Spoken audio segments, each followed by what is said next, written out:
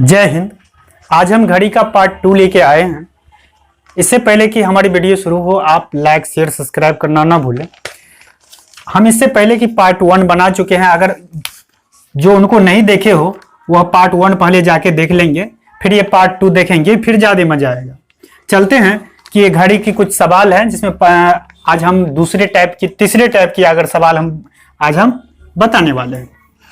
तो इसमें पहला सवाल क्या कहता है, अगर किसी घड़ी में नंबर 1 को m द्वारा और 2 को n द्वारा बदल दिया जाता है और इसी तरह अन्य अंकों को भी जब तक समय 21 न बजता हो तो घंटे की सुई डैश अक्षर पर होगा।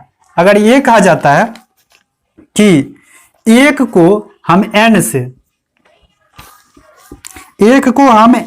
से और 2 को हम n से सूचित करें तो उसमें 21 जब बजेगा वह कौन सा मतलब अल्फाबेट में दर्शाएगा। तो हमारे कहने का तात्पर्य है कि मान लो कि ये घड़ी है, यहां पे 12 बजेगा, 1 बजेगा, 2 3 4 5 6 7 8 9 10 11। तो यहां पर देखेंगे कि अगर 1 बज रहा है तो यहां पर 1 बजने पर हमको क्या मिलता है कि m, 2 बजने पर n। तो इसी तरह से हम आगे बढ़ते जाएंगे, m n, उसके बाद क्या लिखेंगे o p q r s t u v w और यहां पर क्या होगा, x होगा। इसमें कहता है कि अगर 21 बज रहा होगा, जब देखोगे कि कहीं कहीं पे समय पर कितना बजते हैं, 24 बज तक बजते हैं। तो 24 बजते हैं ज्यादातर स्टेशन वाले, रेलवे स्टेशन वाले समय जब देखोगे रेलवे स्टेशन पे जाके तो वहां 24 बजने वाले भी घड़ी होती हैं। और आमतौर पर हम लोगों की जो घड़ी होती है उसमें 12 ही ज्यादातर बजती है, क्योंकि लोग 12 तक समझ जाते हैं। और वहां पर 24 बजते हैं क्योंकि वहां पर दिन और रात का जो कॉम्बिनेशन सही से हो, इसके लिए वहां पर 24 तक को इंगित किया जाता है।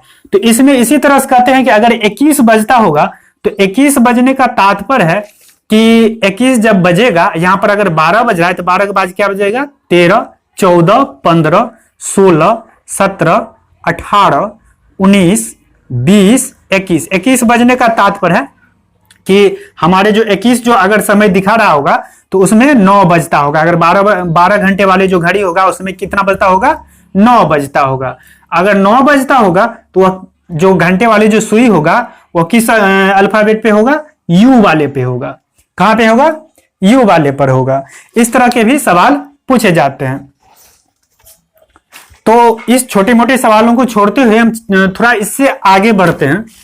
पहला सवाल क्या कहता है, दूसरा सवाल, 4 और 5 बजे के बीच सुइयों के मध्य कब 30 डिग्री का कोण बनेगा। 4 और 5 बजे के बीच, 4 और 5 बजे के बीच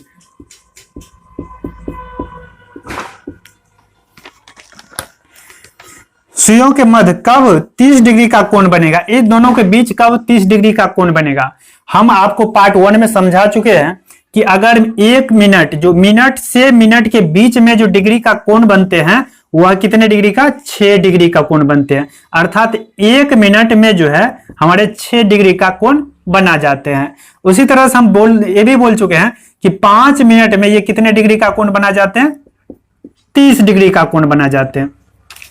30 डिग्री का कोण यहां पर हमको कहा गया है कि 4 बजे से 5 बजे के मध्य, अगर मध्य 30 डिग्री का कोण बनेगा तो 30 डिग्री का कोण बनेगा जी। घड़ी अगर कुल इस तरह से होगा तो यहां पर क्या होगा, 4 होगा, यहां पे 5 होगा, यहां पे 6 होगा, 1 2 3, यहां पर 7 8 9 10 11, इसी तरह से होगा।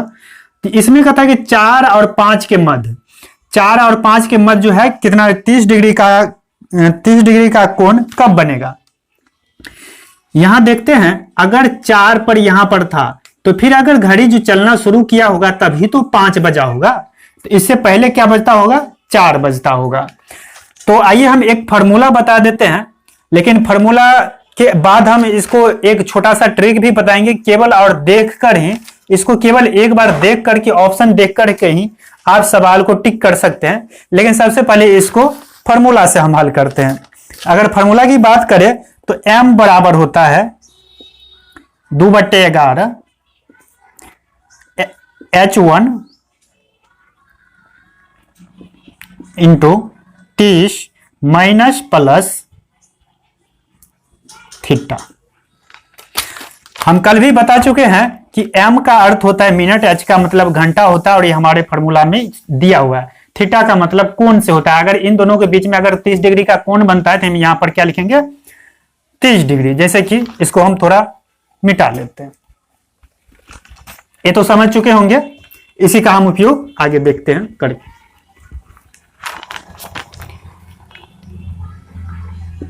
फॉर्मूला था हमारा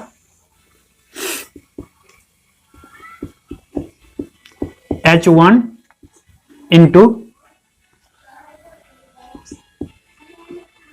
माइनस प्लस थीटा। इस फॉर्मूला पर हम बनाने वाले हैं।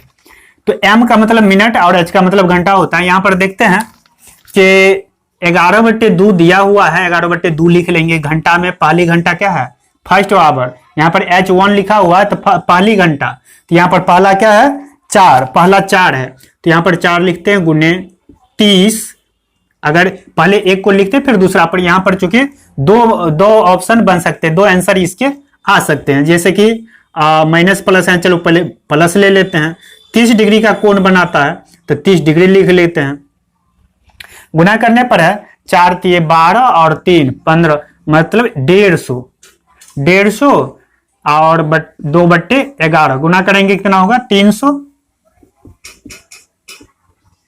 300/11 और 300/11 ये क्या निकल के आएगा मिनट में। मिनट में कभी भी अगर पहला जैसे कि ये यहाँ पे 4 से 5 दिया गया है तो हम किसको लिखेंगे 4 वाले को लिखेंगे। और ये काटने पर कितना होगा 11 × 33 और 11 दूनी 22 और उसके बाद आएगा 8 11 7 77 उसके बाद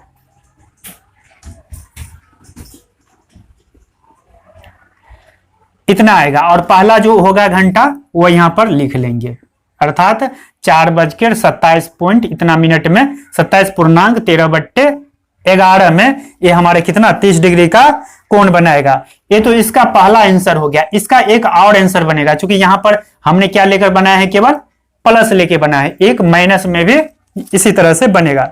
देखते हैं कि माइनस में किस तरह से आएगा। माइनस में ठीक वही प्रक्रिया करेंगे।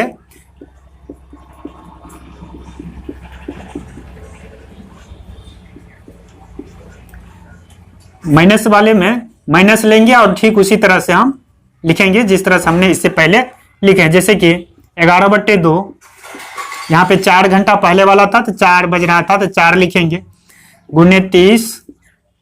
पहले प्लस वाले लिए थे, अब माइनस वाले लेंगे। आप देखिए करते हैं कितना होता है 4 × 12 120 माइनस 30 कितना होगा 90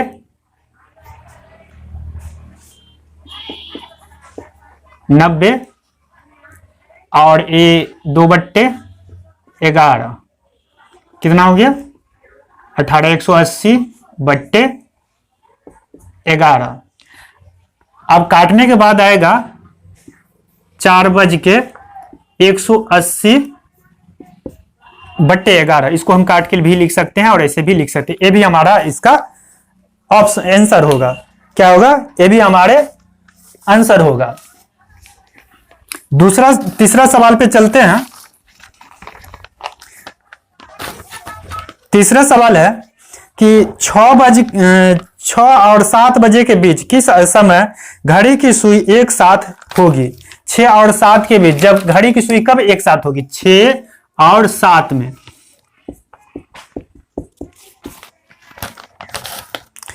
के बीच किस समय घड़ी की सुइयां एक साथ होगी। घड़ी की सुई कब एक साथ होगी, तो ये भी उसी फॉर्मूला पे जाएगा कि m बराबर 2/11 H1 इंटू 30 माइनस प्लस किट्टा। यहां पर चूंकि डिग्री नहीं दिया है तो इसका तो स्थान पे नहीं आएगा। तो अगर डिग्री में दिया होता तो यहां पर हम डिग्री भी लिख लेते कि इतने डिग्री के कोण बनेगा, इतने के बाद बनेगा। तो हम इसमें नहीं दिया गया, केवल सीधा सीधा सवाल पूछ लिया गया है कि 6 और 7 बजे के बीच किस समय घड़ी की सुई एक साथ होगी। तो किस समय होगी एक साथ? यहाँ पे 2/11 पहली संख्या, यहाँ पर पहली घंटा जो है ना पहली लिखेंगे। तो यहाँ पर लिखते हैं 6 × 30 और यहाँ पर तो आगे कुछ थीटा में तो दिया गया नहीं है, तो यहाँ पर हम लिख भी सकते नहीं भी लिख सकते। यहाँ पर होगा 6 × 18 अर्थात 180 और 2/11 इसको गुना करेंगे 18 दूना 36 360/11। यहाँ पर होगा हमारा जो आंसर होगा वह 6:360/11 होगा। अगर इसको काटेंगे सीधा सीधा 11 × 33 और 11 दूनी 22, देखते हैं 360 हुआ। हम इसको सही से काट लेते हैं क्योंकि उस समय समझाने में सही होगा। 360/11 अगर हम काटेंगे इसको 11 × 33 3 2 11 दूनी 22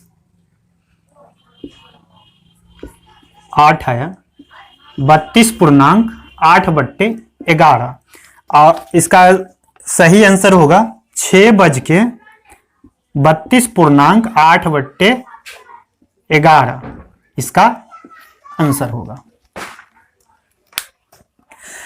अब हम इससे पहले बोले थे कि मात्र एक बार देख लेने से ही आप इसका मतलब सही से आंसर टिक कर पाएंगे। क्योंकि ज्यादातर क्या होते हैं कि अगर कहीं पर दिया होगा तो ऐसे करके 27.13/11 कहीं पर दिया रहेगा आपको